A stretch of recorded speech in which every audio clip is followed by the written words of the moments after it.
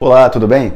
Olha só, vamos falar um pouquinho sobre essa nova estrutura conceitual que está tirando aí o sono de alguns contadores. Eu acabei de dar uma palestra no CRC do Pará, uma palestra incrível, com pessoas incríveis, sobre a nova estrutura conceitual.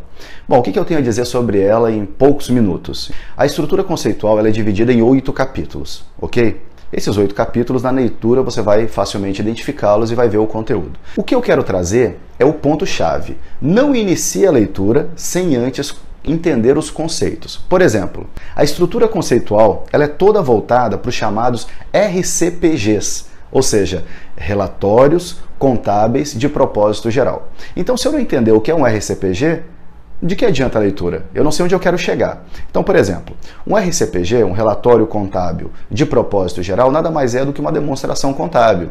A própria estrutura conceitual diz que os RCPGs englobam as demonstrações contábeis. Então, quando falar em RCPG, pensa no balanço patrimonial, numa demonstração de variações patrimoniais, por exemplo.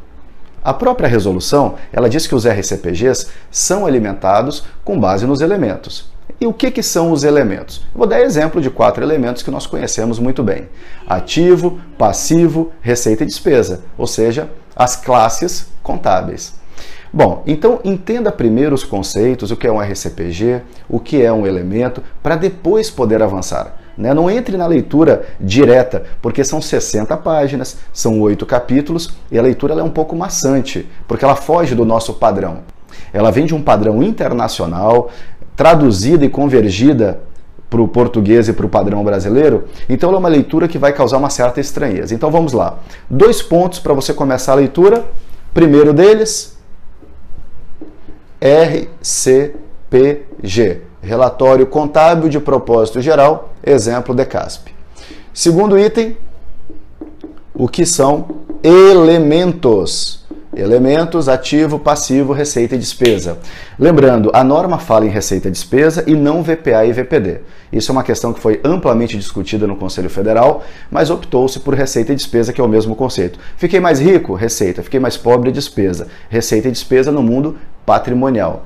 Lembrando que, para se fazer o RCPG, um relatório contábil de propósito geral, uma demonstração, tenho que seguir o regime da competência.